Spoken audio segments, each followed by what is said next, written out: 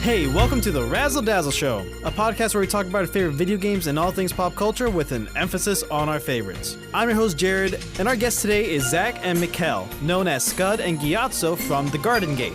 Zach is a husband and father of 3 kids, often plays guitar on his church music team, and is a professional software developer by day. By night, he's known as Skud, the creator of Skud Pai Sho and The Garden Gate, SkudPaiSho.com, where he brought the fictional game of Pai Sho to life. Because of his work, people around the world are living Uncle Iroh's dream and playing Pai Sho every day.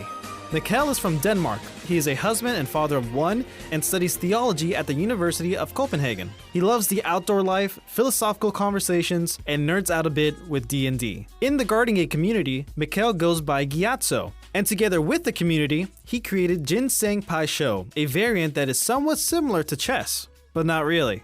Let us know what you think about this episode somewhere on the internet, and be sure to follow us on Instagram at Razzle Dazzle Show, on TikTok at Razzle_Dazzle_Show, and on X, formerly known as Twitter, at Raz_Daz_Pod.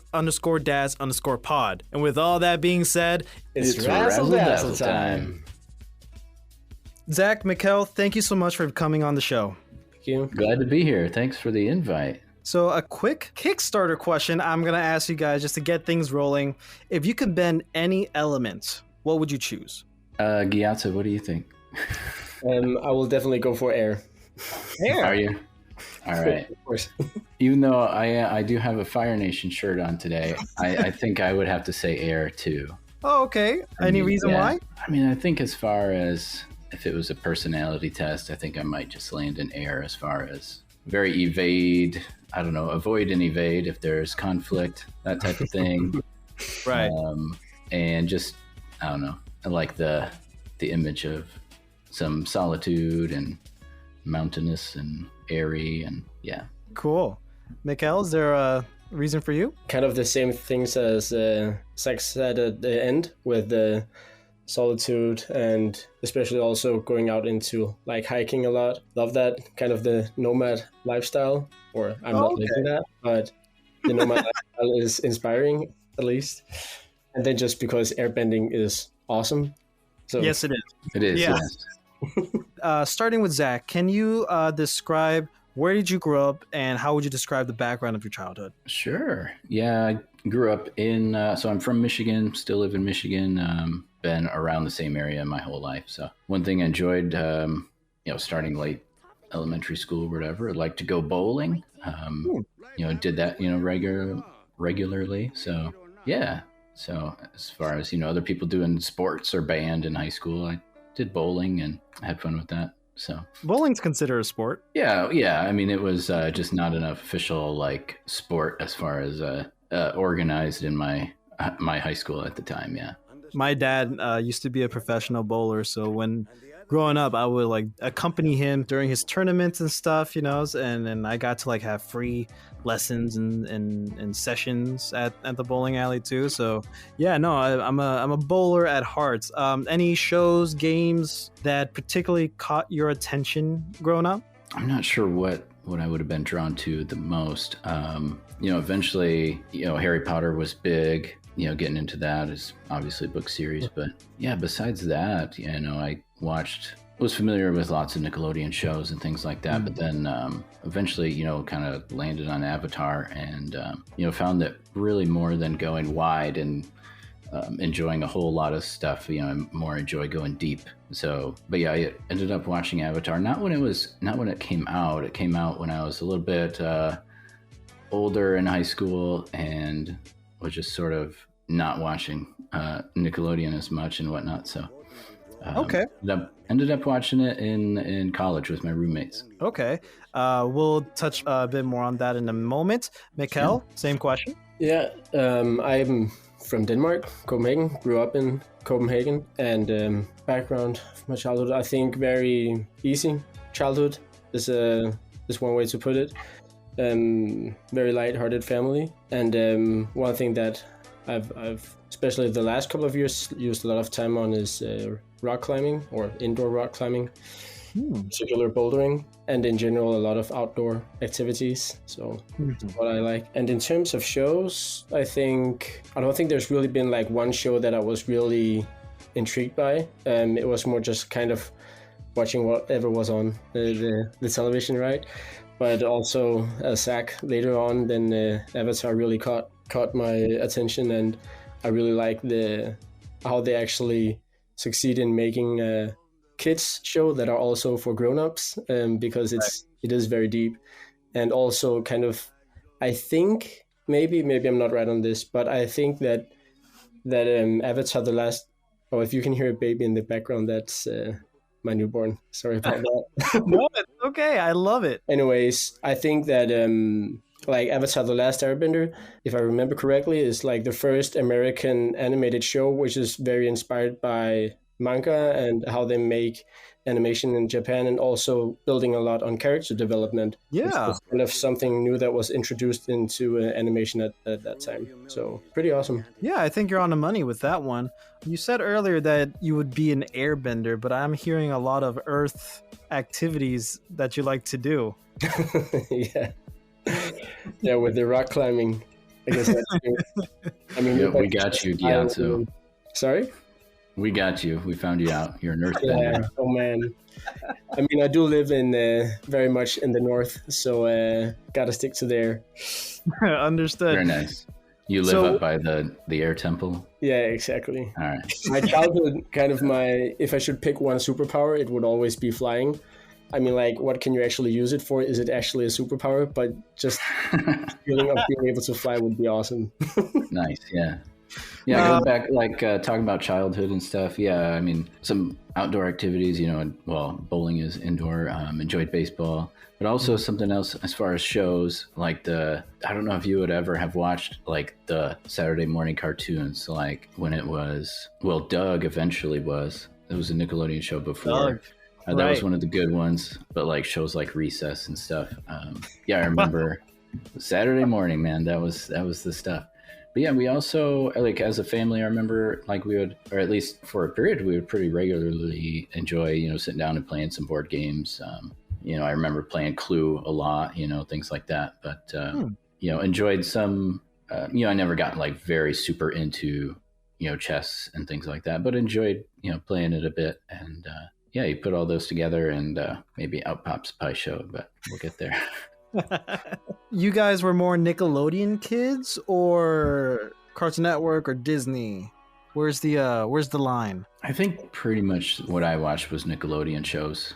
I was a bit in all around, I think. Okay. Yeah. You're probably the better out of all of us, because I'm a Cartoon Network kid at heart. That's what I grew up with. My deal with Nickelodeon is I always thought that Nickelodeon was the worst out of the three pillars of cartoons. Not trying to, like, make anybody upset or anything or offend anybody, or you can like what you like, but I always thought the majority of the shows coming out of Nickelodeon, and I'm talking about animation purely, wasn't, like, up to par, most of them, compared to Cartoon Network. Of course, we have Avatar, Korra, early SpongeBob, Danny Phantom, My Teenage Life as a Robot. Like, those shows, I think, are peak Nickelodeon, but I think Cartoon Network just has more to offer in that sense. What were some of the shows that like you're thinking of as you say that? Dexter's Lab, Johnny Bravo, Ed, Edd n Eddy, Ben 10, Samurai Jack, Camp Lazlo, even. Yeah. Man, Ed, Edd n Eddy was a hit at my home. We loved that. Yeah. All the shows you mentioned from Cartoon Network, I've watched a lot as a kid. So Yeah. I think Yep, that's one I do remember seeing. Some Dexter's Laboratory, yeah. Did you guys have any video game consoles in your house growing up? Yeah, that was the other side. As far as video games, I currently have a working Sega Genesis and an N64, and that's actually, like, the peak of what I ever got into. So yeah, I would play Sega Genesis, and so it's Sonic the Hedgehog for me. But I also had a old school original Nintendo. I had that until somebody touched it one too many times, and it never unfroze. But Oh no. No. Yeah, I've had I don't have any console now. Wouldn't have time for it anyway. Yeah. But as a kid, we had a lot of consoles, and the game I played the most was FIFA. Okay. So really loved that. every time I get the chance to, I still like to take a game of FIFA, but it's rarely a handful of times in a full year. So Right.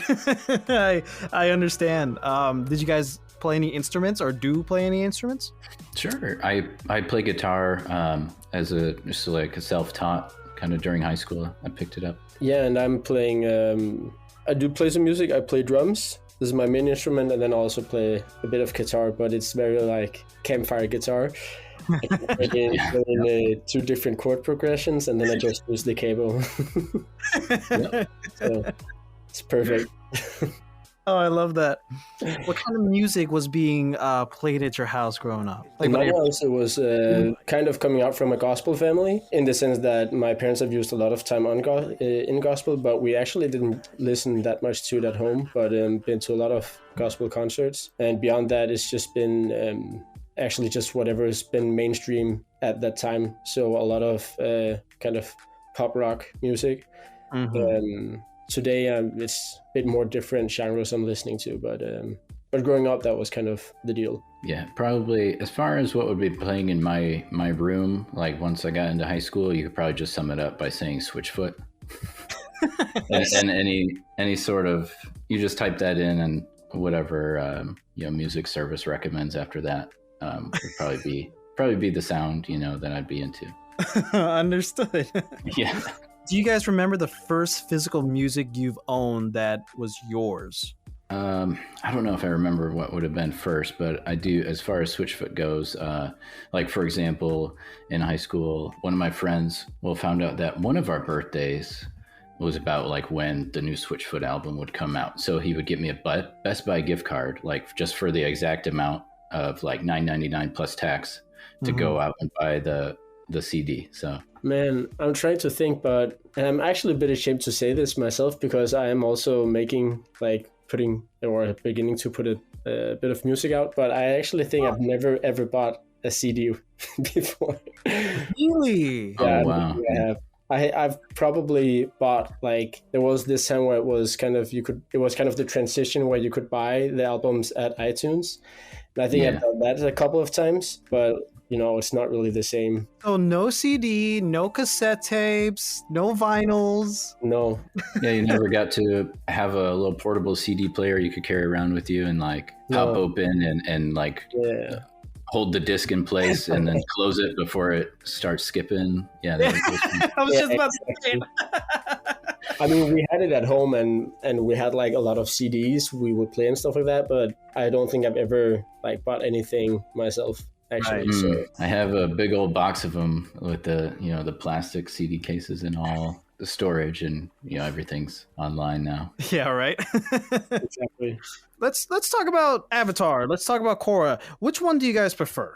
I think Avatar, just overall. I will say there's another podcast where their format was just Avatar podcast. Let's watch through it. Have some new guy who's our friend, watch through it. And they watch through Avatar, talk about it, and Korra, and talk about it. And the one guy there said, really the answer to that question is whichever one he's most recently finished watching. And yeah, I feel like that is a little bit true, but Avatar. Yeah, it's also Avatar, The Last Airbender for me. Mm-hmm. But I really think what like Mike and Brian was doing with Korra was really awesome, and you definitely do get the feeling that they were kind of pushed on time from Nickelodeon, because I think they wanted to spend more time on it than they kind of were allowed, or at least I've read that somewhere.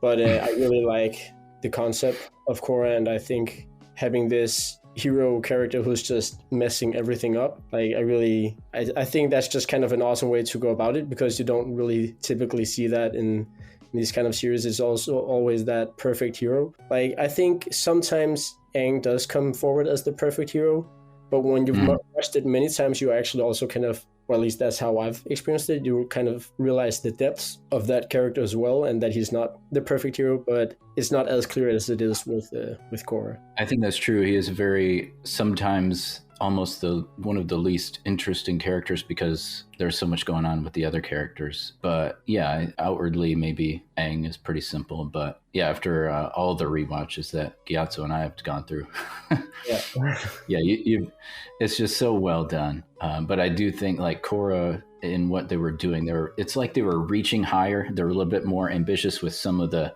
things they were trying to do, and I think so when they don't quite hit what they're trying for, you notice more. But when they do hit, you get a little bit of a higher high, but maybe some lower lows. And Avatar's just, super solid all the way through. Yeah, I personally prefer Korra for many reasons. So I never grew up with any of these shows. So I only first started watching Avatar and Korra when it came on Netflix during the pandemic. And that's also like the very start of this show. So while we were like all separated, we managed to do a couple of Avatar episodes, and I was like watching it as we were recording it. And my thoughts on Avatar, I think it's a great show. Regardless, I think it's a near perfect show.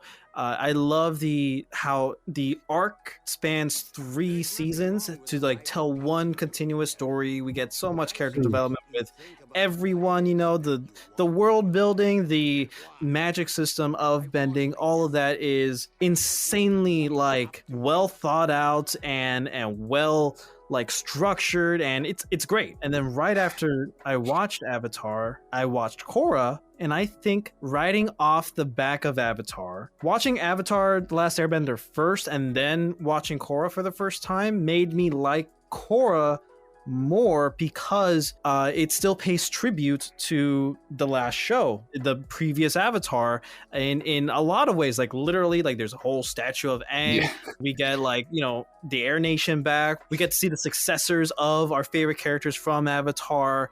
And like that's one aspect, but also just like in terms of the lore is expanded even more so. Like we get to see more spirit world stuff. We get to see the origins of how the Avatar got created and stuff, which was amazing. I personally love like all the spirit bending stuff in regards to the Avatar series, and we get a lot of that in Korra, more so in Avatar, because in Avatar we see Aang going into the spirit world multiple times for certain reasons, but we don't get to see the spirit world and how it lives, how the spirits live inside that. And when baby Korra was talking to Uncle Iroh in the spirit world, that's like a perfect way to like encapsulate how the spirit world works. Anyways, while watching Korra, and we got to season 3, I forget what episode, but it's when Team Avatar is staking out the, oh my god, yeah, the Red Lotus guys, Zahir. Yeah. The weird piercing guy. Yeah, exactly. Yeah, that episode, and I remember watching that, and Asami and Bolin found a Pai Sho board and started playing, and there was like a whole bit about Asami just kicking Bolin's ass, and that's the moment where I'm like, man, I've been hearing about Pai Sho this entire time from Uncle Iroh. Now from here, I want to see if something like that exists in the real world. There's gotta be like a real world equivalent to Pai Sho. I searched it up and I stumbled upon the Garden Gate, and I have been playing it. I've been playing Pai Sho ever since finding it for you guys, and I got so into it. So the Razzle Dazzle show used to be called Razzle Dazzle, and we used to be partnered with the Eagle Radio media program here at Florida Gulf Coast University. There's also a club called the Tabletop Club, and one of the old co-hosts was the president of the Tabletop Club, and I asked him, hey, can I like show people Pai Sho, because I have, other than strangers online, I have nobody to play it with. He's like, yeah, sure, go ahead. So I brought it to the Tabletop Club. I taught like a couple of people how to play Pai Sho. It was a great time, and it was a great experience. And then I got so into it that I got like the physical board for my birthday. I was telling Zach about it earlier before we started recording, and I can't get enough of it. There's so many times where I just turn on like Avatar lo-fi. I'm sure you've seen the video where it's like it features Uncle Iroh, and like every now and then we get like a little inspirational quote from him, and I even have like a teapot, a tea set from the Jasmine Dragon, and I like boil some tea, use that, play some Pai Sho. It's a great time. So all that to say is I also like Avatar and Korra, and it's thanks to Korra that got me into Pai Sho, and that led me to you guys here. But before we get really into the Garden Gate, I still want to talk about the shows and their connection to you guys. So what is it about Avatar then that resonates with you on a personal level, other than what you've said already? I'll tell the story of how I started watching it. So I don't know how much you bleep on this podcast, but my first exposure was watching the movie. So you can... Oh, the same, bro. Man. Oh my gosh! And my first introduction to the series was actually the movie too. I saw it in theaters when it came out. Yeah. Okay. Yeah, and I just mean you got to bleep when we mention the movie, but no movie in Basing say. Right. I know. So yeah, so I had, I heard about Avatar. I saw some commercials on it, when it was kind of airing. I was in high school at the time, and I didn't know it was great. Then eventually, I'm in college. I had a cousin, I guess. Yeah, it probably came out during the summer, the movie, right? So I'm home and with my cousin, and he loves the show. He's like excited for the movie that's coming out. So we go see the movie. I knew so little about everything that like when it like wasn't like the complete story, it was just like a book one, I was surprised. I was like, where's the rest of it? And then so walking out, I was like, I guess it was okay, because I'm not a critic. I can walk out and be like, the effects were decent, which to its credit, they weren't all decent, but my cousin was very, very sad. So as a fan of the show.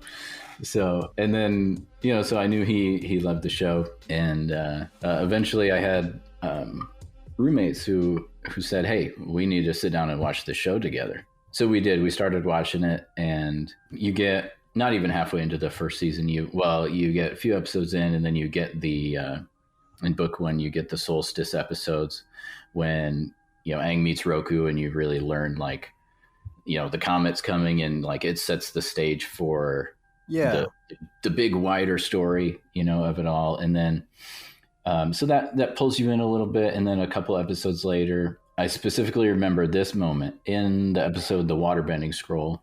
So it's the episode with the Aang and the gang meets the pirates. And there's the moment when like there's when the pirates, Zuko's crew takes the pirates ship, or the pirates take their ship, and it goes back and forth, and then both ships are taken, right? And the moment where Iroh separates Zuko and like the pirate captain and says, are you so busy fighting you can't see your own ship has set sail, or something like that? And Zuko's just like, no time for proverbs, uncle. and then he's like, it's no proverb. And then the other ship sets sail after that, and he's like, perhaps it should be a proverb. I remember that moment right there. I remember thinking, I love this show, don't I? Like, and I always will, right? I feel it right now. Episode 10 or so in. Yeah, that moment right there. I think of course, Iroh, the character there, has like just a lot of his quotes and the way he's kind of just there for Zuko. I think there's just so many of the characters I can really resonate with, and I think like a lot of the character arcs, there are like these small bits and pieces that's like, hey, that's also me, which I think is pretty cool. And then something, I'm not sure like how it connects me on a personal, like more personally, other than that I just think it's an awesome show. I mean, I have cried to the show multiple times, so I guess that's kind of personal. But that's also just because it's such a beautiful story and the way they're telling it. And especially, of course, everyone loves Zuko's character development and his arc. And the moment where this is first in season 3, but like where Zuko gets back to Uncle Iroh basically after he kind of stabbed him in the back. And Uncle Iroh, he doesn't even, Zuko is thinking like, Iroh, Uncle, why are you forgiving me this easily? And for Iroh, it's not even a question about forgiving him. Like, that's never been been the case, there's never been anything to forgive, but he was actually worried about Zuko and if he had lost his way. I think that scene was one of the scenes that kind of got the tears to my eyes, but I don't know how I don't think other than that it's kind of connected on a more personal level. So yeah, that's okay. I mean, that's what great storytelling does. Yeah, for sure. Storytelling, man. That's something they can do. So the spirit of the show, like, we can talk about moments like that, and if we talk about it more, I could cry just by talking about that moment. And the characters, and also it's just whimsical, right? And obviously silly and childish in the way that it is, you know, but also very deep and, you know, will resonate with everybody who, you know, who sees it also for what it is in a true, very deep story. And but also just when you realize the work that was put into it. And if you haven't watched what is the name of the documentary, but there's a little pretty short documentary on YouTube that you can find about the making of the show. So I'll find that, but where you can see the work that goes into all the different aspects of it, like, and even the stories of the art direction and creators and stuff like that. When the writers are saying, hey, make this shot look like a wide angle lens or whatever, and like whoever's in charge of like drawing that is like, what are you talking about? I'm just drawing the picture. I don't know. I don't know how to do that. but they do it, you know, they went for it. Just everybody, you know, working together, and just like the perfect storm of everybody giving their all to make something great. And you can tell that it really happened. When you talk about quality in any animated show, Avatar cannot not come up in conversation. It has to, because this entire show is about it aired what, 15 years ago, right? It was first started 15 years ago or something, over 10 years ago, and it's timeless even now. That's why there's a big resurgence, or at least I think, I mean, I guess I'm a part of it, during the pandemic when it got on Netflix. Like a lot of people who grew up with it got to relive that stuff during probably one of the most difficult times of their lives, on all of our lives, because, you know, pandemics suck, and it starts to influence people who have never seen it, like me. It has influenced so many parts of my life that, like, you know, I'm personally love cooking, and I got gifted the Avatar cookbook, and I've tried like multiple recipes from that cookbook, and that's kind of also led me to like cook more, get better at cooking, because that's something I enjoy. And what other better way to learn how to do a skill than doing it based on something you like? It's such an amazing work of art. And have you guys watched Star Wars, the Clone Wars? Are you guys Star Wars people? I have not seen the Star Wars shows. Okay, but Mikkel, you have? Yeah, I've watched multiple of them, and definitely Clone Wars. Yeah, Dave Filoni, he worked on Avatar before he did Clone Wars. Yeah. And now look what Dave Filoni's doing. He's such a great guy. Yeah, he's amazing. His work is amazing. Like himself is amazing, and he's still doing stuff. He's the head of Star Wars now, basically. But such an amazing person that we see that, you know, his work is proven to be great, amazing quality. This is one of his like first projects that he's worked on. Avatar, of all things. Yeah. And it's when you think about the world building and the characters, and thinking about, so for example, the short story episode in Tales of Ba Sing Se,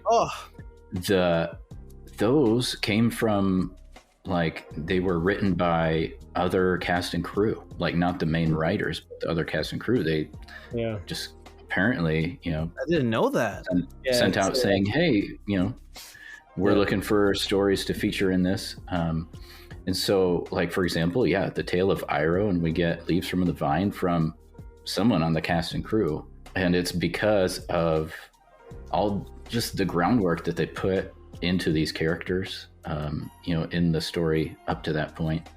It's fantastic. The documentary I mentioned is called Avatar Spirits. So you can search Avatar: The Last Airbender documentary, Avatar Spirits, on YouTube, and you'll find it. Yeah, it's about a half hour long. It's fantastic. Like when they talk about the work that they put into the martial arts side of things, and how, and I love, there's a moment with an interview with Sifu Kisu, if you know his name, like the martial arts director, where, you know, he says, like, when Brian like explained this idea to me of the elements, he's like, oh, immediately water is like Tai Chi. You know, it's just like, boom, you have the idea, you know, is so, I don't know, it's almost to the point where you just feel it, you know, like what the world is about. It's like that. Yeah. So you can see that in different ways, but yeah, that one, for example, is, yeah, one of the fun moments of that documentary is watching some of that and, you know, realizing, oh, wow, to animate some of this, they did so much work to like put into like they filmed themselves, you know, for choreography of stuff. And then, you know, that was animated. So cool. I also want to mention definitely the choreography with the fighting styles and the bending, like how they've been so, what's the English word? I don't know. But anyways, they've been very true to like, we want to do this the right way, and we want that to kind of show actual martial arts styles that, and as we hear now, reflect also, or like can be connected to the different bending arts. I think that's kind of one of the intriguing things about the show. And then also just the whole, what is it called, world building, or the atmosphere, the way they show, like they make the temples and all the cinematics, of course, amazing cinematics, which is super intriguing and very, I can't think of any show that is kind of in the same, like has the same kind of world in terms of cinematics and these different, we have these different 4 nations, and they're like, you see how they are actually different, both in clothing and in architecture, and also in like where it's settled. Super cool, very thought through, and the level of detail. Yeah, like the attention to detail on, you know, architecture and making that consistent, and like that stuff I wouldn't necessarily notice as a viewer, but when I learn that that is the case, it pulls you in so much more in a way. Yeah, definitely. Sure. Also, you mentioned Leaves from the Vine. I don't think anybody that has a heart cannot, you know, get emotional with that vignette. It's especially when that starts. Oh my gosh. And I think back on that episode and, you know, the tale of Iroh, and, you know, think about it and realize, my goodness, now I understand like what a short story is supposed to be. Right? Yeah. Wow. Yeah. This isn't a kid's show. Yeah. It's crazy to think about. Crazy. Yeah, it is. This show, not only like you were saying earlier, it's fun, it's whimsical, it's goofy, but it's not afraid to like touch upon topics like death. Not only did the original voice actor for Iroh die, but like, you know, that whole bit was like, you know, about his son, about the regrets, or about like, you know, war crime, or stuff, war. That's like one of the big things, big messages of Avatar in general, like discrimination, stuff like that. Like, yo, genocide? Like, this is for 10-year-olds. Yeah, it's amazing how they actually kind of succeed in making it developing it in a way where it doesn't become too much for children, even though it's touching on very, very heavy topics. Like that must have been, I can't imagine how difficult it must have been, or maybe they're just naturally gifted. I don't know, but man, it's so amazing that they actually kind of really get that on the bullseye. Yeah, and it doesn't talk down to the audience like we're stupid or anything. It doesn't like sugarcoat like these type of topics. Like, we see this stuff. We see how, you know, Katara faces loss in multiple ways. We see, especially like all of them, actually, all from the main cast, they all experience a big form of loss and identity. So if you guys play Final Fantasy VII, which is my favorite Final Fantasy, that's like one of the core aspects of the theme. That's the core theme for the game. And I'm just realizing that that's also there. That's also present in Avatar. Like, each member of the gang has lost something that has something to do with their identity, whether it's caused their identity to shift from this or that, like Zuko, or their identities have become solidified because of a loss that they will, or we see them experience, like Aang. He's become a completely different person from season 1 to season 3. For sure. And I think I mean, obviously, Sokka also lost his mother and, in a way, also his father, but it's not being like pulled on as heavy as with Katara. And I Yeah. really love like the way they do the character development of Sokka because, in a sense, he has lost his mother, yes, but it becomes more about like what he didn't have in comparison to like the other in Team Avatar, and he's just kind of this very goofy, very joking guy. But like when there's this episode is also in season 3, there's like all you benders can do all these amazing things, and I can't do anything. Like that's where you really start to see both the depth of Sokka, but also kind of what he's becoming and how he's this goofy kid who turns into a very like an awesome leader and a guy and really going in front. I think that's Yeah, as far as like how another thing about how the tone of the show really hits and like especially resonates with me, like the whole idea of like this is a deep show, and like you might not really find anything deeper, but still it's ahoy, I'm Admiral Zhao, and Aang is like waving his butt in Zhao's face. Like you have these extremes of it with the silliness and the deep story and characters. There's another series, it's a book series that's being turned into an animated show that is the Wing Feather Saga. It's written by Andrew Peterson. I've heard him share this quote that's like a G.K. Chesterton said, something like, fairy tales or stories don't tell children dragons exist. But children already know dragons exist, and fairy tales tell the children that the dragons can be killed. I've heard him talk about like not shying away from any of like the darkness that's in the world there, even though it's very whimsical. But yeah, that's another story that has the same sort of feel. Like somebody I heard called it whimsically dark, and I feel like that resonates with like my personality, and I'll be telling jokes and having fun, being silly, but really I'm thinking about deeper things, I guess, is what's going on. So the only other show that I think is the perfect example of it's targeted towards kids, but it's meant for everyone, and it doesn't shy away from touching heavy subjects, is Batman the Animated Series from the 90s. That is one of the best examples in media history, I think, where a animated show can touch upon death, loss, there's guns in the show, but also be wacky and have like, a fish with a clown face on it. Yeah. if you haven't watched Batman the Animated Series, I highly suggest it. One question before we get into Pai Sho: has Avatar helped you get through a difficult time in your life? And you don't have to share the story if you don't want to. Yeah, I think definitely, for sure. I'm not sure if it's like, Iroh said this and that helped me overcome, this certain situation, but it's just that. So one of the roommates that I originally watched the show with, was one of my best friends in school. He had passed away. At some points after I had graduated, and it's hard to go through that, but I don't know what it is about the show that would have helped exactly, but I know that it's something there, and whether or not it's like just, hey, this was a thing, and he was the one that I shared. I clipped the Aang shouting, "It's Sparky Sparky Boom Man," and made that my text ringtone on my phone and stuff like that.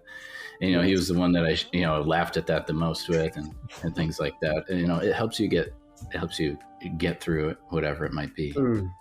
Yeah, it's you said that you watched it with him, right? So I'm sure it's just like this is something you guys shared and was important to the both of you. Yeah, and something else. Yeah, so I mean, watching through it, it really we were together. It brought us together for sure. Like me and him and another roommate, and kind of similar. Like, so my wife and I I had watched Avatar. I enjoyed it. I feel like at some point I had searched online for Pai Sho stuff when watching it then, but eventually I graduated and started working, and I get married, and my wife and I kind of had the thought. I was like, hey, we need to watch Avatar. And so eventually we did, and it was sort of after a time of like, I wasn't like a huge fan of the show and thinking about it every day, or whatever, because now I do think about it every day because of Pai Sho and whatnot. But yeah, so it was sort of like, I remembered it pretty well, but there was still like, I'd only watched it once, and it was like, oh yeah, this episode in book 1 that I forgot about or whatever. And so we get to experience it together, and it draws you together, and it's just almost endlessly quotable and things like that.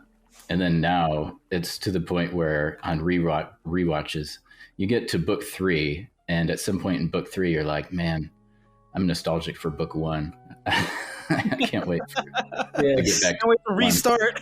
Yeah. When I watched it the first time, I immediately started over again, like the same day. Oh yeah.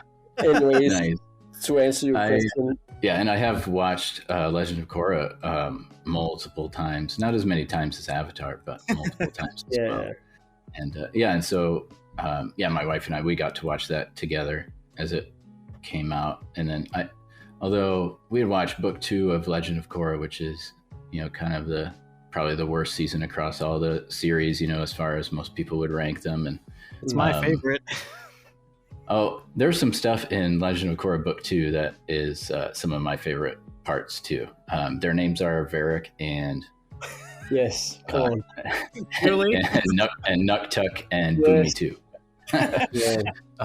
But yeah, and then so I was not following it. I didn't know that season 3 had come out. So I had one of my friends, the friend and roommate that got us to watch it all in the first place. I heard from him, and he was coming over to visit, and he was like, "Are you watching Legend of Korra book 3?" And he was like, "It just like finished, or it's the finale is going to come out, real soon." So we just like watched so much of it. We're like, well, let's watch it now. But oh man, I remember the first episode of that book 3 of Korra is fantastic. Just the feeling that it gives you. It's like, oh man, here we go. This is great, because it was just not what I expected after the end of book 2. I guess it was like, book 2 kind of changes the world a bit, and they're like, okay, that's the thing, but that's not the focus. Boom, book 3, here we go. Fantastic. So yeah, and then obviously in book 3 we get the stakeout with the Pai Sho scene. So yeah, Mikkel.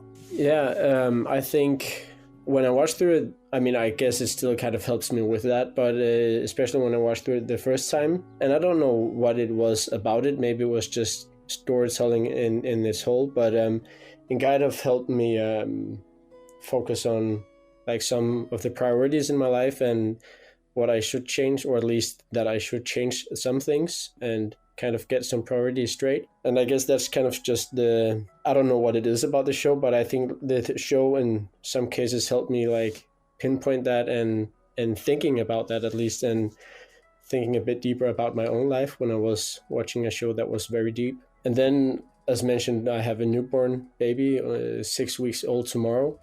And, I'm sure that Zach can tell about this, but getting a child, man, it's a tough job. And, just my wife and I, we are currently doing a rewatch of Korra. And oh, nice. Where are you at right now? We're actually in book 2.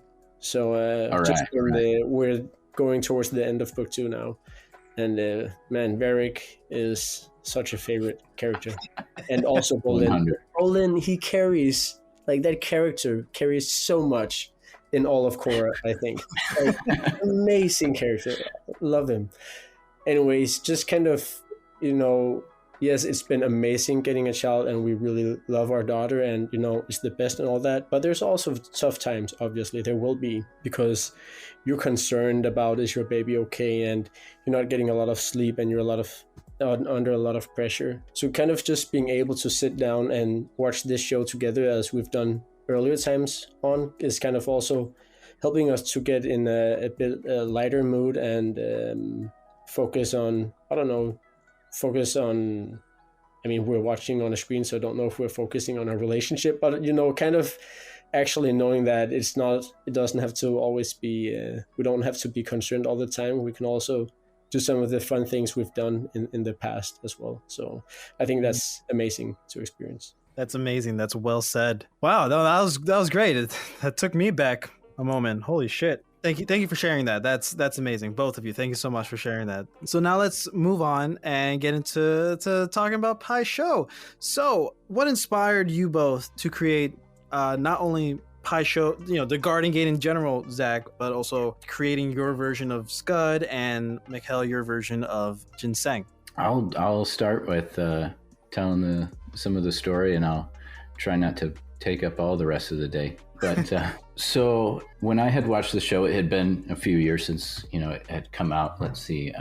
So the idea of what became Skud Pai Sho started not with me, but with whoever started it, whoever is out there and bears lots of responsibility for kind of what's tumbled and become the whole Pai Sho community. But because as you'll see, as I tell the story, it's this kind of conglomeration of people brought this together. But there is there's like a Pai Sho wiki out there that somebody had put together, and they put down some ideas of what Pai Sho could be like. And they started this like within days of when the episode The Desert in the original series aired. So that is in book 2 and has like the most focused, shot and scene, of Pai Sho and the Pai Sho board with the like White Lotus secret handshake type of thing that Iroh does in the desert. And fun fact, there's not a White Lotus tile in that episode. Take a look. For whatever reason, maybe they were still kind of nailing down the design of what that would be. But anyways, throughout a few years, I guess people had sort of built up this fan-made Pai Sho game. And eventually there was different versions of these rules, and it was very complicated. It was spread around enough to the point where in 2015, I stumbled upon Pai Sho stuff. I looked it up and found it, and found this one set of the rules, which had a few like different versions in it and whatnot, and started looking through it and was like, oh my gosh, this is just gold. I need this. And, I was drooling all over these rules, and I was like, man, I got to get a Pai Sho set. And it was spread around enough where some people were making it on Etsy, and someone had a business and they make some board game accessories and stuff. I'm going to get their website up here so I can say what it is. But that is Bright Bear Laser. brightbearlaser.com. The full name of their website might be something different here, or their shop. Yeah, Bright Bear Laser Works, but brightbearlaser.com. They still sell a Pai Sho board and tiles, which was the original set that I got. I got theirs. There was a couple other options on Etsy and whatnot, but I believe they started making this with a recommendation or a suggestion from somebody when they were like running a Kickstarter to get their business going and get a high quality laser thing to make what they do, which is some really awesome board game accessories and stuff. So you can check them out, even though the website says temporarily on hold. Well, and so I got this Pai Sho set, and then I printed out the rules and looked through it, and I was like, ask Mrs. Skud to play, and I look at the rules, I'm like, oh no, we got to start crossing stuff out or she's not going to want to play. It's just way too complicated. Nice. So for example, the original version you would like have to keep track of points like every turn, like count up your harmonies and add to your points, and something's going on. And so I look through these rules and I really trim it down and kind of simplify it to what I felt like what I found in those rules to be like the spirit of the game. And so I worked at that. And the one big thing that is like sets Skud Pai Sho apart from where like what we now call the ancient Pai Sho rules is the idea of like how the harmony bonus works. That really really made it into kind of its own thing and changed it. And but other examples of what changed was like I simplified like how many tiles there were. It was like they were basically double, and I cut it in half. I was like, that's just way too many. Cut it in half. Tile movement I simplified. And then in one of those old ancient rule sets was the idea of the harmony ring, which is just I think it may have been like a golden snitch type of thing where like it triggered the end of the game and you got lots of points, but you might not end up being the winner or something like that. But I was like, that's it right there. That's what the game is driving towards, and that should be the goal right there. So, but yeah, lots of big changes, but also little changes, and it turned into Skud Pai Sho. So once I had many of those changes in place, it was still too complicated for Mrs. Skud. So I found a way to get other people to play it and ended up building the website. So, and, shared it on the Avatar, The Last Airbender Reddit, group, and, said, hey, here's this, made a little video. It's like a 5-minute, here's how to play Skud Pai Sho. And then you'll notice if you go watch that video, you'll notice like I don't explain what the accent tiles do. I just say, they do something. And, I say something like they have a one-time effect or some sort of lasting impact on the board or whatever. But because I knew kind of what they would do, but yeah, I knew that things were still kind of changing. And then, had made that video and then had the website, got it up and running. Originally, it didn't have like the online play features that it has now, but I built in a little like play by email feature. Like you could make a move and click a button and it would give you this link to send to somebody and they could join it. And then the link itself would have embedded in it like your email, your opponent's email, and all the moves in the game. And when you made a move and click a button, it would email your opponent the new link to your move in the game. And so it was usable, and some people who were very excited, were up for trying that out. And somebody joined in. So Gyatso, this is Spinks, from the server. He joined in, and basically we play tested it for, I don't know, we were playing back and forth so many games over a course of months. And I'm not especially, like well versed in any strategy games like chess and whatnot.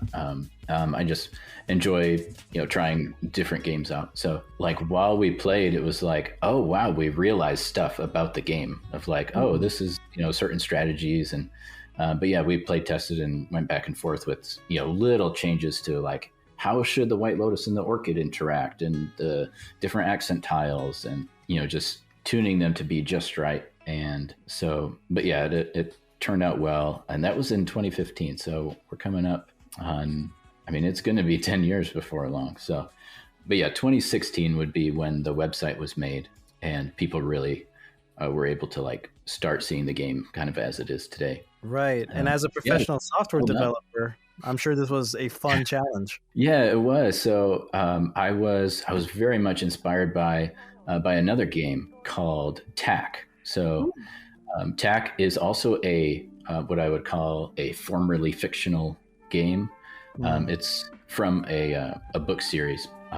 The King Killer Chronicle, I think, is the name of the series, by Patrick Rothfuss. And it's just it's mentioned, kind of like Pai Sho, it's mentioned, and no rules are given within the story itself, but like with, you see it like in the pages, if characters play it, and just like in Avatar, no rules are given and you see characters play it. It's like, okay, there's pieces on a board and they move around, or maybe they don't, who really knows?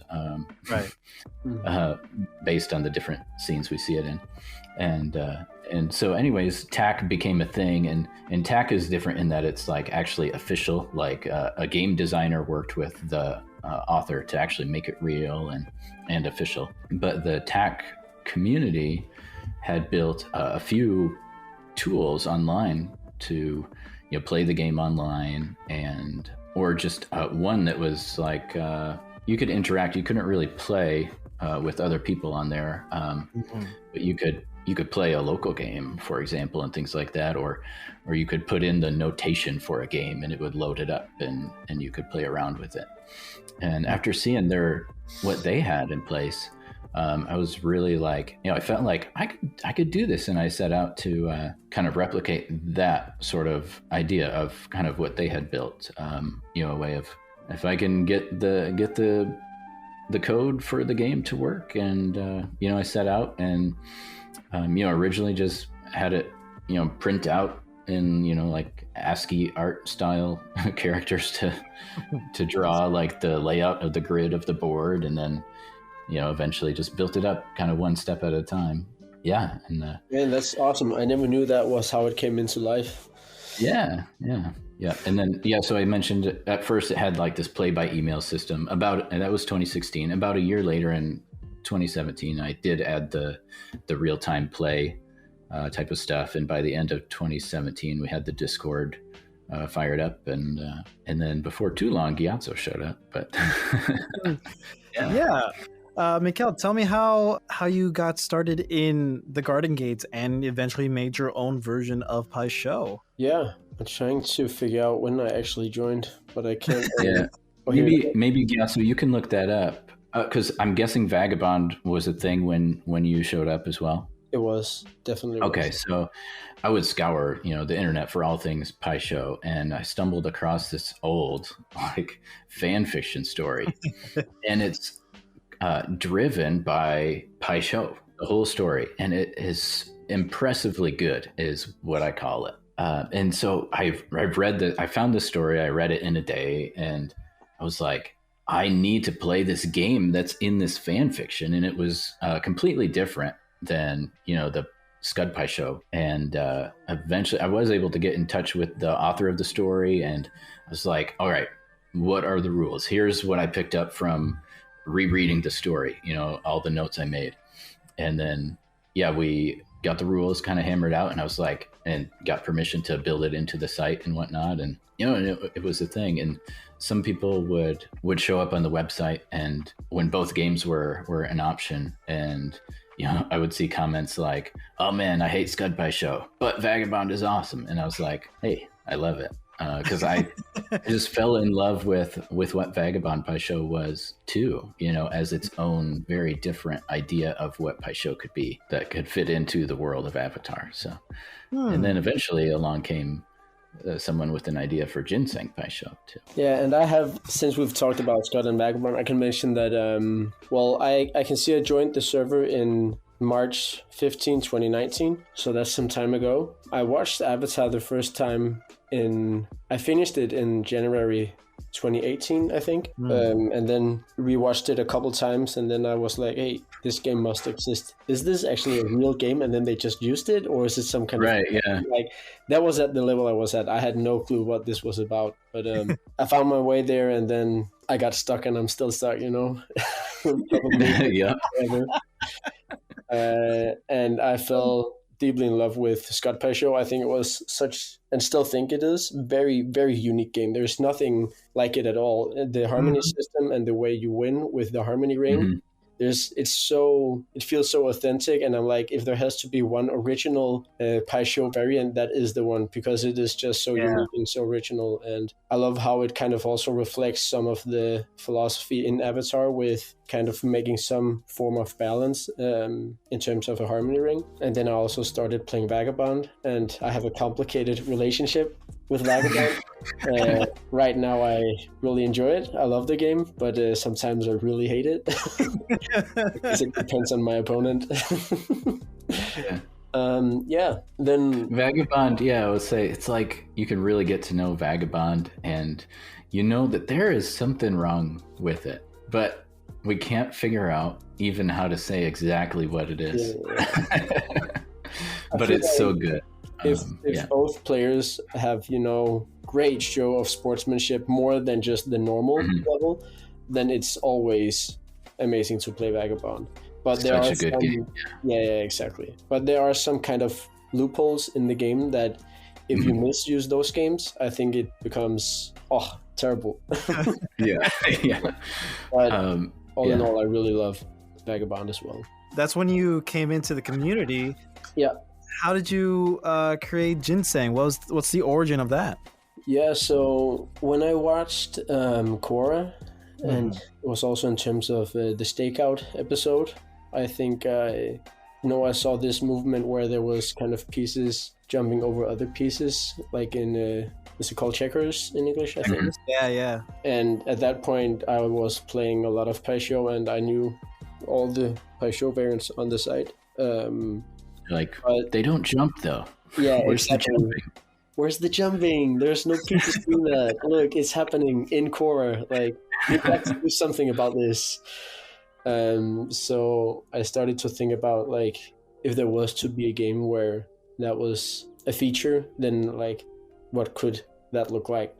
And then I was also intrigued about the original benders in the Avatar: The Last Airbender, and I kind of started just getting different ideas together from the show that I really liked. And I knew when I started to think about how could I make a game with this kind of movement, I already knew I wanted to include the canon tiles from Avatar: The Last Airbender.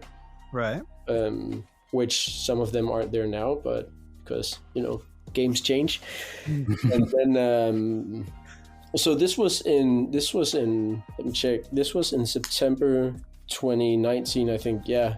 So not a long time after I actually joined the server, I started getting ideas for another variant. And my brother is also playing a lot of Pai Sho, and we started kind of creating it together, and he actually came up with the name Ginseng Pai Sho, which was a very weird how he named that. He was drinking a Monster energy drink, and there was ginseng, and he was like, "Hey, let's call it Ginseng." And I looked at him, I'm like, "Do you know what you're saying?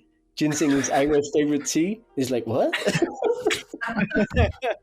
that's the arc of the name. Anyways, fantastic. I mean, we both knew chess, and my brother, not at that time, but today he plays a lot of chess. I played a bit of chess, and for some people, Ginseng Pai Sho feels a bit chess-like. You have kind of a specific starting setup, which is similar to the one we see in the stakeout episode. And then instead of having to capture the king, you have to get the lotus to the other half of the board. But at first, like when we created the rules, it was very capture focused, maybe because it was a bit inspired from chess. A lot of the pieces, the way they have different abilities, was also very capture focused. And at first it didn't get much attention, but then a guy from the server, Samboos, he stumbled upon it in we have a channel for games in development, and then he was like, "Hey, this is amazing, we should do something about this." And then we made a dedicated server just to playtest Ginseng Pai Sho, and then it kind of developed from that. And then at some point it made it to the site. I can't remember, November, December, some year.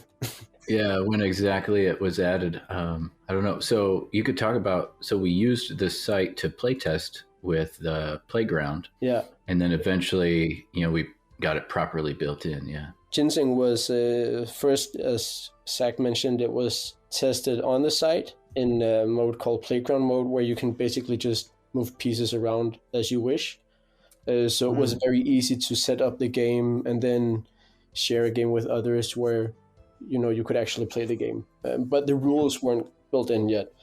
And then I can see in December 2021, it was built into the site, and started playing it, and it was being played fairly a lot, and we did a lot of tournaments kind of just to push playtesting even further and see if it really works or not. And then we figured out it was a complete mess. Kind of the same story with how Skud Pai Sho developed. We realized things about the game we actually didn't know before, even though I was in the process from the beginning, right?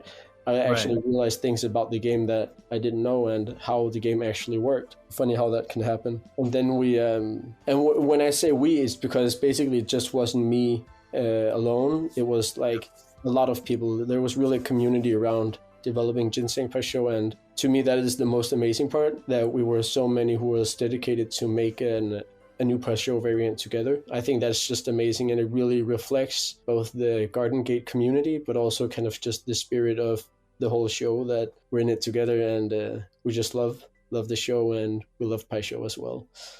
Yeah, definitely. Oh, that's amazing. I want to ask you, you love having philosophical conversations and you study theology, right, at the University of Copenhagen. I want to ask you, both of you, on your thoughts on the psychology, I guess, of Pai Sho, because in that same episode in the Stakeout in Korra season 3, Asami and Bolin both have different outlooks on how Pai Sho is supposed to be played. One is like methodical and strategical, and the other one's just like, no, you just go without thinking.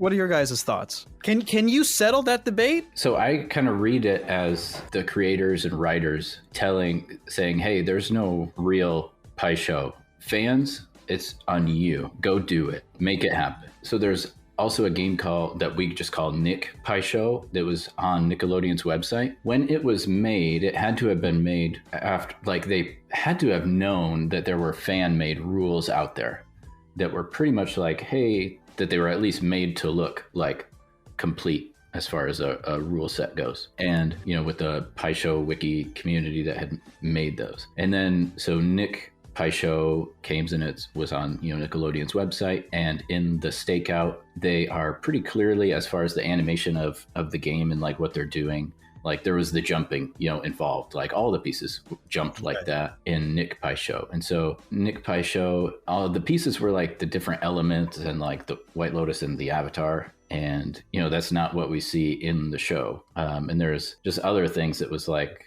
they didn't really try to make it feel like it came right from the show or fits in to what we see of it in the show. But, they made a game, and, some people enjoy it. And so, but yeah, I do think that maybe they knew, it's like, we put this game together, and maybe they knew it just wasn't the best, or wasn't just the only thing out there that people had done for Pai Sho.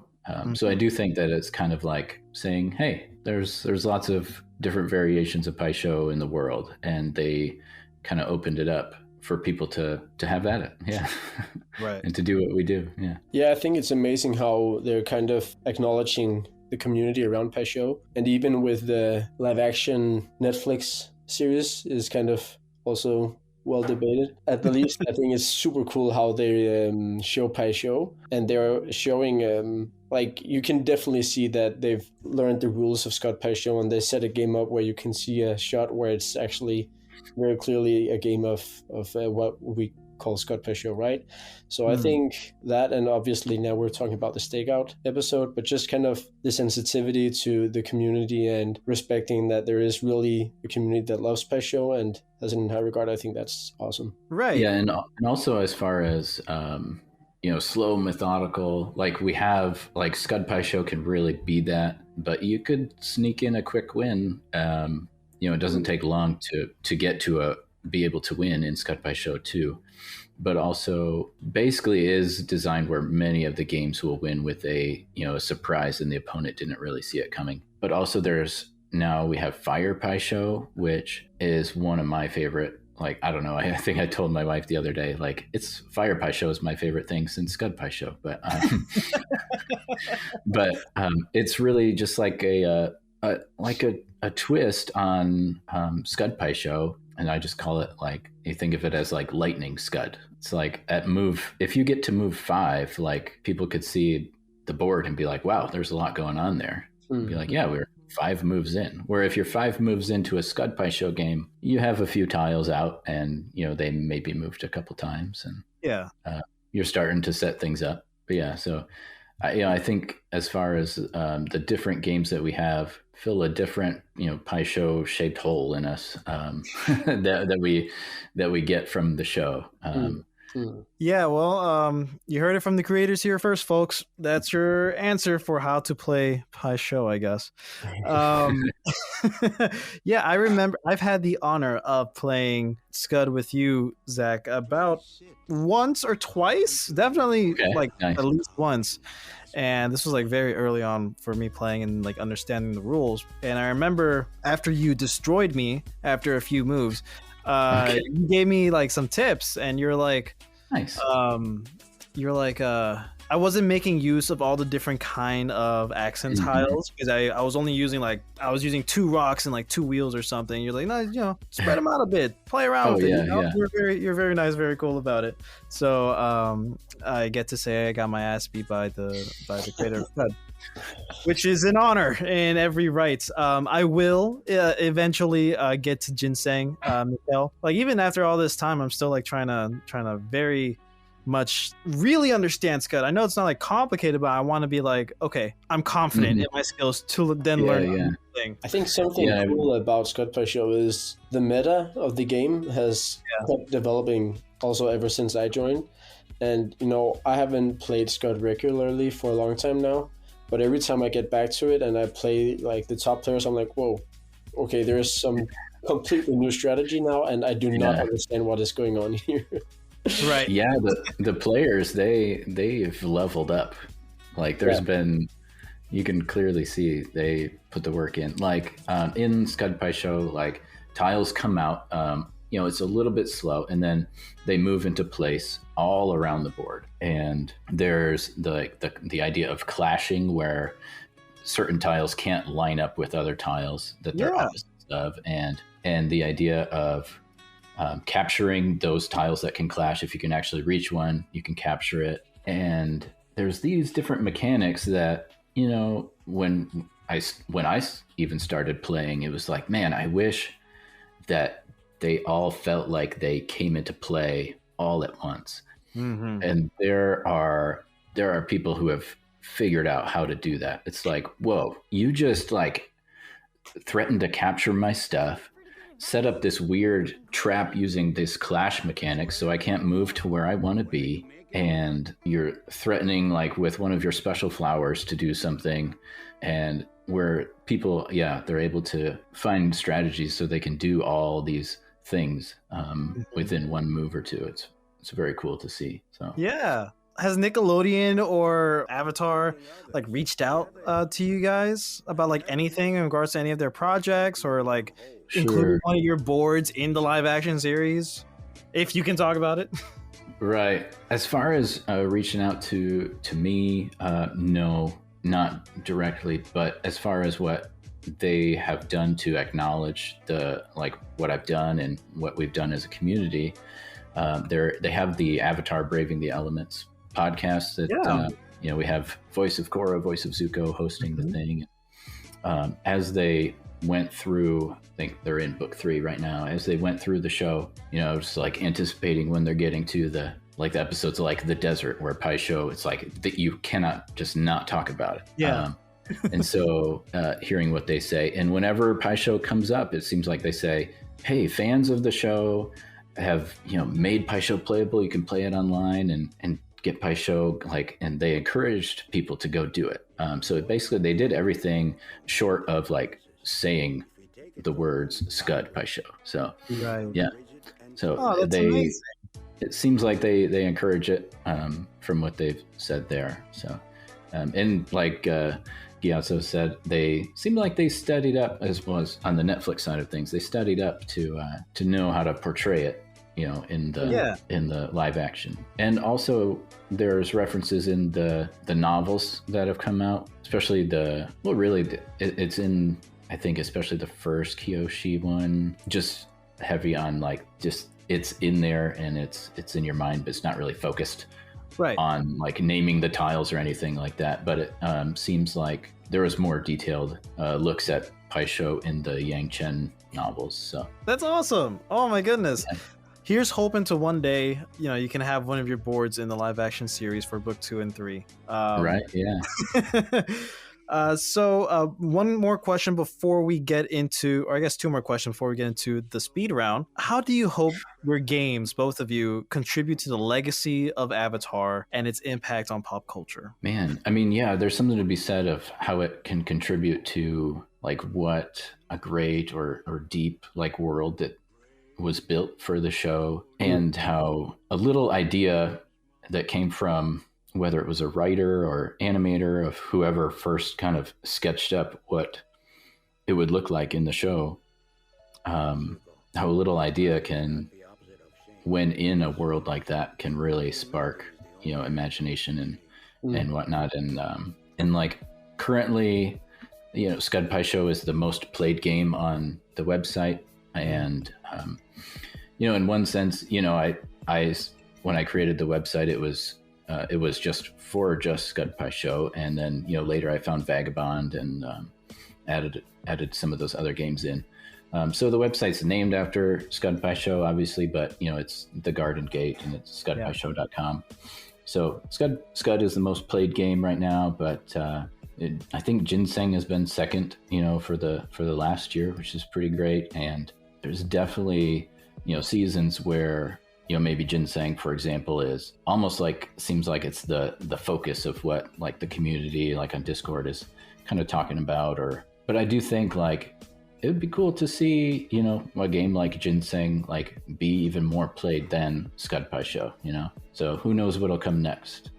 But yeah, it's been great to build. Yeah, like we talked about the Pai Sho playground that's on the website, making a way for people to be able to play test other game ideas and stuff right on here, and join in and get games built into the site like Ginseng and the Ad de Ver Pai Sho, which is very different in its own right and unique. And Fire Pai Sho, a game like that's a kind of a twist or remix on Skud Pai Sho. It's fantastic. Yeah, and I think I'd say in terms of going forward, and the original creators are obviously working with doing the Avatar Studios now, and I just think at some point they have to do something more about Pai Sho. They have to reach out and start going into it a bit deeper. I feel like it's almost actually kind of a responsibility they would have. And I mean, of course, they have their shoulders loaded with what is going to happen now and what are we going to build, what kind of characters do we want to build and so on. But I think at least at some point they should do it, because they definitely know that scudpaisho.com exists and the Garden Gate exists. You have Braving the Elements. So it's very clear that definitely Mike and Brian know that this exists, and I think it would be awesome to see Avatar Studios reach out and kind of trying to do some kind of maybe a collab, or at least ask some questions about some things, or something like that. I don't know. That would be amazing. So Avatar Studios, you're obviously listening to this. You need an official Pai Sho consultant, to work with you. So we'll hook you up. We got lots of people who would be very eager to help out. So maybe you created the idea of Pai Sho, but we know Pai Sho. yeah. They know Pai Sho better than you do, Avatar Studios. I'm sure dream to play Pai Sho with Dave Filoni or something, or even the cast. What if some members of the cast are already in the community and you don't even know it? What if? I think wasn't it something about Dante who's tried Pai Sho or wanted to try learning it? I can't remember. I know on Braving the Elements. He mentioned Pai Sho. I want to learn some Pai Sho. Let's do it. It's oh man, I hope you really mean that. Maybe he is secretly on the server. They might sneak in there. But he can't tell because of promotion issues. Yeah. Anyways, then other than that, I'd say I think Pai Sho is all about the community. I really love the community, and it is by far the most awesome and healthiest online community I've ever experienced. And just being able to be a part of creating something for the community and see how people can get together around that, I think that is the most awesome part, how this game is building this community, and it's awesome. It's amazing. I'm so glad that this exists, or else I would feel left out and not as connected to the Avatar universe as I do now. As a fan, as someone who's a part of the community and plays as a player, this has helped me express my love more for the series. So thank you guys. There, and Gyatso was saying, it reminded me, I know there's been someone, or probably other people that feel this way, but they're I'm a big fan of Avatar, I really enjoy it, but I'm a bigger fan of Pai Sho. And the whole community and getting to know people and playing the game, and yeah, just being encouraged by the people that are around there.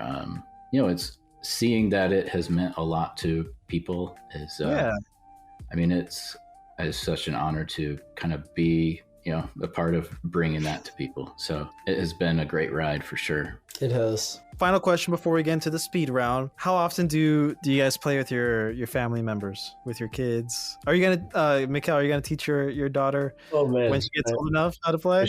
For sure. there's what no what are you gonna teach her first? I mean, it has to be Ginseng. Do it. Yeah.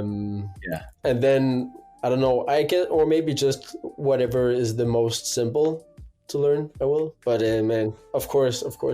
But other than that, I've played a lot of Pai Sho with my brother, as mentioned. He also plays Pai Sho.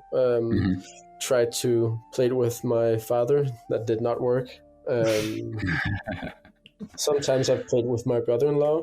He plays Skud Pai Sho. But and also played it a bit with my wife. So not many in real life games, but yeah.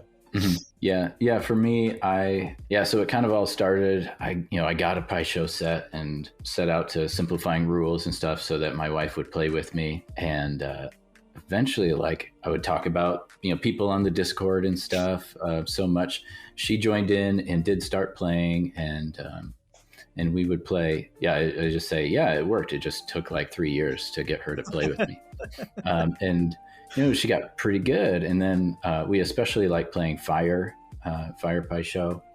And I think it's probably the one we have played the most together. Who usually wins? We played the other day because people on the server decided to try to get, what were they trying to do? Get 2,000 games played on in 24 hours or something like that. So on the website, this is the kind of stuff this community does. We're just having fun, hanging out, and there's kind of this small text on the site which shows how many games have been active the last 24 hours. And for the last couple of months, it's been between 200, 300. Yeah. And then we were like, hey, let's get that number to 2,000. I mean, that means you have to do it within 24 hours. And especially one person just went crazy, and he has over 400 active games now. It's a mess. So it's just ridiculous. And the kicker is they decided to do it the day before. They were like, hey, let's make that number skyrocket. And it's just great to see people get excited for that. And they're like, yes, Pai Sho. I flew out to California to hang out with some people and do a little Pai Sho con, as it were, where someone was like, hey, or a couple of people were like, hey, we could work together to host something. Let's do it. And so, yeah, it was really cool. You might want to know, what the heck does Skud mean? Oh, yes, actually. Yes.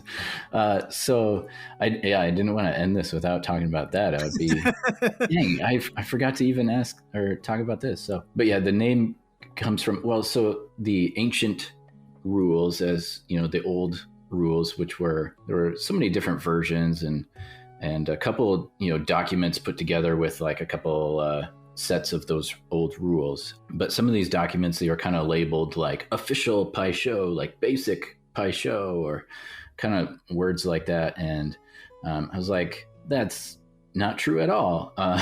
Really, and they were trying to kind of create a standard version and whatnot. So but anyways, I just wanted a name that was very much not implying, hey, this is the one Pai Sho to rule them all, or whatever, or that it's official in any way. So yeah, I had the name Skud, which came from an old random username. When I played Pokemon, I would name myself Skud, just kind of came from a random thing. And then around the same time I was getting a Pai Sho set and whatnot, I was starting to write this fan fiction story, and I had Pai Sho obsessed character, and so I named him Skud. I felt like it was a name that worked in the world, and it is, it's 4 letters. If you take away one letter, you get the name of a quite minor character in the original series. So you can scour through and find who that might be. So yeah, it's just I wanted a random name, and I had a random name that I felt like it worked in the world, and so that is where the name comes from. Interesting. Yeah. Is it Yeah, it is. Yeah. And that is Roku's earthbending teacher. Yeah. Oh, I'm gonna bleep that just so it can be a mystery for. Nice. Okay. Yeah. All right, so now we're entering the speed round, where I'm just gonna ask you guys like a lot of random questions that may or may not take more time to answer than the questions I've already asked you. So first off, if you were the final boss in a video game, what would your title be? You guys already got good names already. Yeah, I'm Skud. Let's do it. Skud Gyatso. So like, it would be like Zach the Skud. Like think of it as Dark Souls, like a Dark Souls title. I think it would just be Mikkel the Destroyer. There we go. Okay. You know what you get. Yeah. Maybe I'd be something about sneaky or more of a tricky character. I can't think of a title right now, but That's more okay. than just a big brute guy. Understood. Yeah. What would your boss theme music be? And you can choose a song from anything, anywhere. Okay. Acne Kai. Yo. Oh man, yeah, that's a good one. Oh man, the Blue Spirit music when Zuko kind of dons the mask, and you hear like the tink tink tink in the background. Mhm. Yeah, some of that. Great choices. If you were a superhero, what would your name be? Ooh, I haven't thought about a name. Aang. Dang. That's You too already cheesy. know your Yeah, superpower. Avatar. Something dealing with gravity. I'm not sure how to spin that into a name right now, but I was about to say the guy who flies, only because I mentioned earlier that kind of my superhero dream is to fly. That's my next question about what would your superpowers be? Flying. yeah. So at one point I had a very, very involved answer to this question, which may just now become my power would be I can eat whatever I want and it gives me perfect nourishment. Nice. That would be a good power. But the other one is like being able to manipulate the direction and magnitude of gravitational pull on individual objects. That gives you lots of possibilities of what the power could do. Polarity is a good name. Scott, you're so There you go. You're so smart thinking on the superpowers that are actually useful. I know. I had to think about that a long time. I have theories of all the different things you could do with that. I love exactly. Especially the one with, being able to eat anything and then it perfectly nourishes your body. Yeah. That's like the top. Yeah. I love that. If you could live in the world of your favorite childhood show, movie, game, whatever, which one would it be and why? Ooh, like besides Avatar, since I mean, you can include Avatar. It's whatever you want. I mean, I'll try and say something besides Avatar because that just goes without saying. But yeah, so Avatar. But yeah, I think like Pokemon or something. That's one of the other big ones that I would think of. Yeah, the same for me. Obviously Avatar, but besides that, I think maybe Lord of the Rings. Really? Oh, yeah. Amazing. Yeah. Where in Middle Earth? Oh yeah, where would you be? The Hobbits, of course. Nice. The most peaceful place.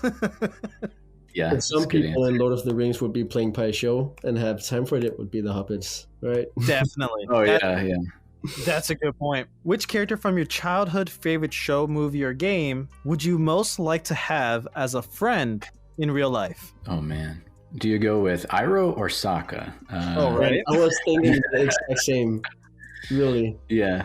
I'm gonna have to say Sokka, and I think it's because both my brother and my best friend kind of reminds me of Sokka, and they're just like the most amazing people to me. So I'm gonna go with Sokka. Yeah, I think so too. I mean, if you're looking for a friend, if you're looking for an uncle, there's someone else. But there's so many good friends in Avatar. So many good. And like we didn't really go into Legend of Korra, but we could because there's Tenzin. Oh man, so good. And again, even like Bolin, he's like, his brother steals his crush, and he's still like, bro, I love you. You do you, man. For games. Yeah, the characters are so Yeah. good. Such good characters. Bolin is just like a big old teddy bear. Also, I do want Pabu, so I could go with Bolin. This is fine. I'm glad you brought Pabu up. One of our mascots for the show, it's his name is Neon, and the design is heavily based on Pabu. So I'm nice. sure Oh, I man. posted online. Every month we have a Delta episode, and I include Neon in there. So yeah, another clear inspiration from Avatar / Korra that's on the show, and also in thanks to you guys. Yeah, I do absolutely love red pandas. So Yeah, if your current favorite show or movie were to be adapted into a musical, what genre of music would you envision for it? yeah, I'm not big on like traditional musical style, okay. so definitely You can pick whatever kind of music you yeah, want. just more of a very alternate rock where you have like I like a vocal performance with what I call is the screamish. So it's not a screaming song, but at some point in the song, like you're like, is that guy screaming? I think so. I love it.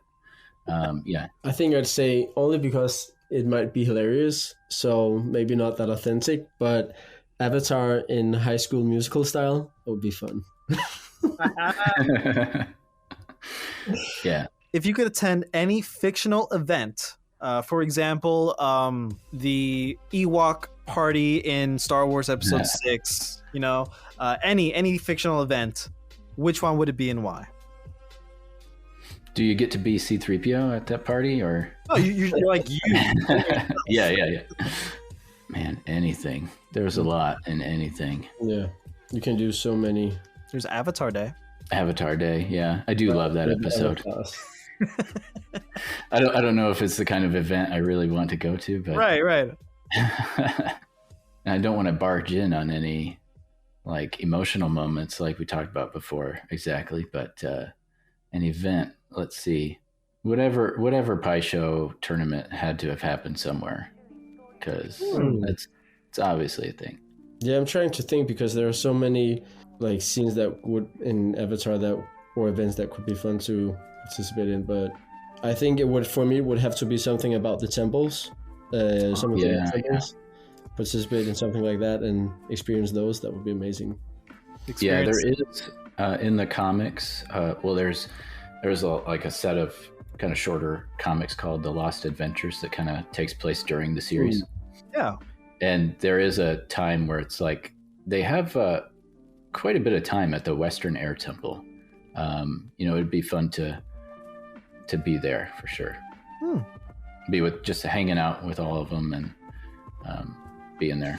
That'd be good. Yeah. And they do mention a giant Pai Sho table as far as I'm. So that's where I want to go. If you could have a cameo appearance in any movie or show, which one would it be and what role would you play? I would go for Korra, and then I would be Korra's twin sister, but better.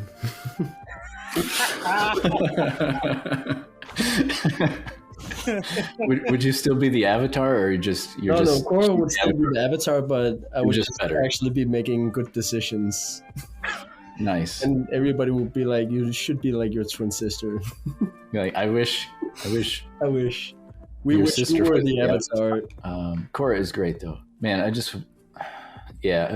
be Sokka's friend. Just like a random Southern Water Tribe friend. Maybe, yeah, or maybe later, like at the end of the series, once some of the action has died down a little bit. So maybe join him in the comics for some of those adventures a little bit that happen after the series. Yeah. Understood.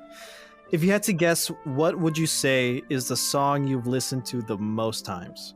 Ooh. Secret Tunnel? Yeah, it's short enough to just put on repeat. Doesn't take long to listen to it many times. We've listened to an album. We've had not one song is just an album, but we've been listening a lot to this. I think it's Japanese or maybe it's Chinese. I actually don't know, but like this traditional flute music, which I think is really nice and very doesn't make sense in terms of what culture we we've grown up in, and when we put it on and people are like, why are you listening to this? You're from Denmark. But, no, I think it's amazing. It gives such a peace in the room. So the guy is called Guo Yue, who's playing it's amazing.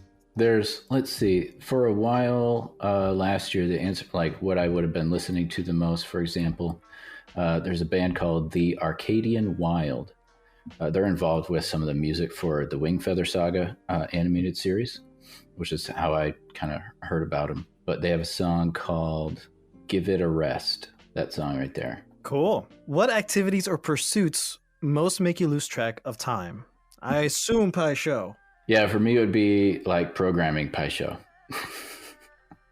I can imagine. Yeah. Man, I had a time where I was doing a lot of board designs, and then suddenly 3 hours just had passed. I'm like, I need to stop doing this. Yeah. What would your 14-year-old self think of who you are today? What are you doing? But mainly because, at that time, I might have had like a very strict way of viewing how life's supposed to be, and you're supposed to do this, live this way, and live up to these specific kind of social norms and so on. And I'm kind of just the opposite today. So I think knowing how my 14 self was a bit immature, he would probably say, what are you doing? But today I'm happy with what I'm doing. Yeah. Oh, I think some of it, like, I think I would be pretty impressed.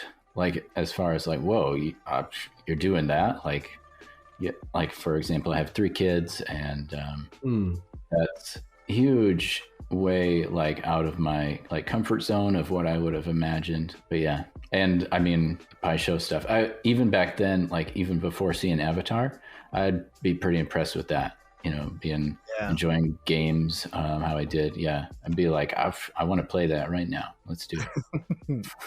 Amazing. Well, you guys have made it to the end. It is now time for you guys to recommend 3 people that you're going to commit to sharing this episode with when it comes out, and that you think they'll be a good guest for the show, and that they'll say yes. I can start saying I'm going to recommend to my brother, which is an obvious pick because he also plays Pai Sho. We would want to recommend Cannoli, who's our other mod on our Discord right now. Cannoli kind of gathers, or has went through and gathered all sorts of like the Pai Sho, history of Pai Sho.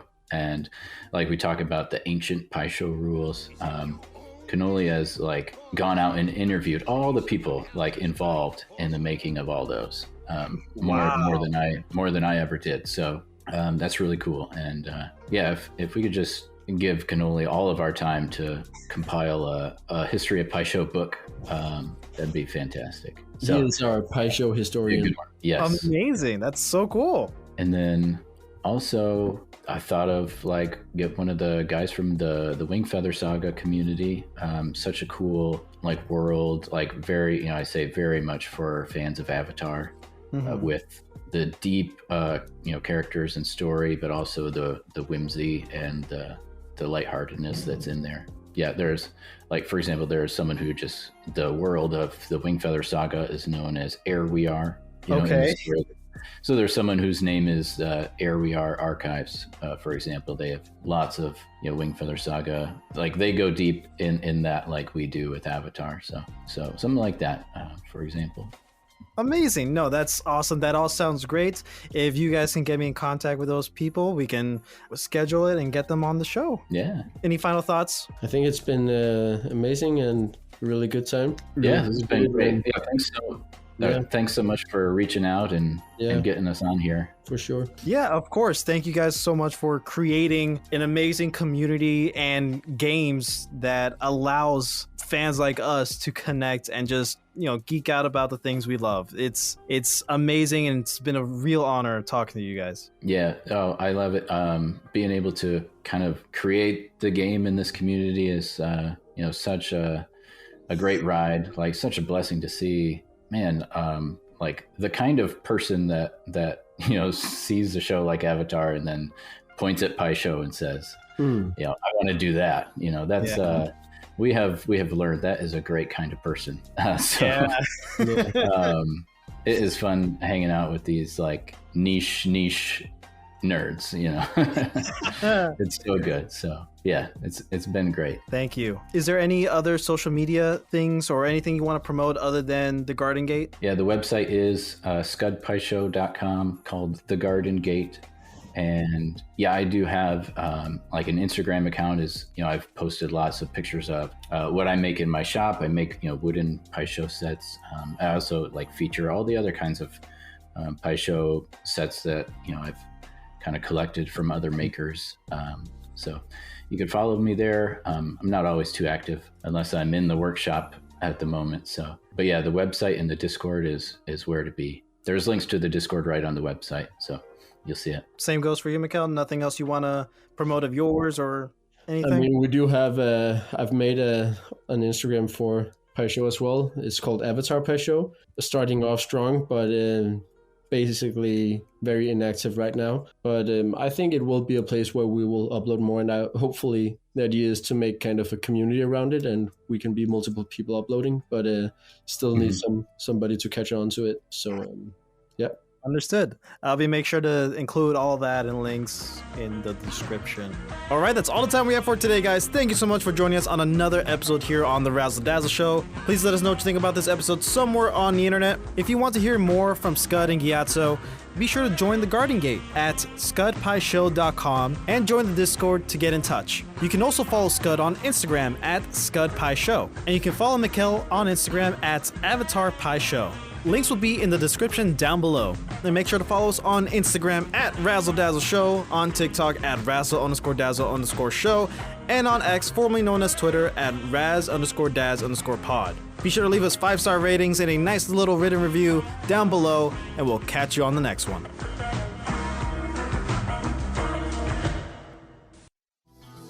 Next time on The Delta Quest. Will Pike and his zombie companion make it to Neverwinter? Will Urzak find a way out of the land of the dead without a guide? And will Urzak Sr. ever actually even look through his scrolls, or is he just going to blow it off and play solitaire? Find out next time on The Delta Quest.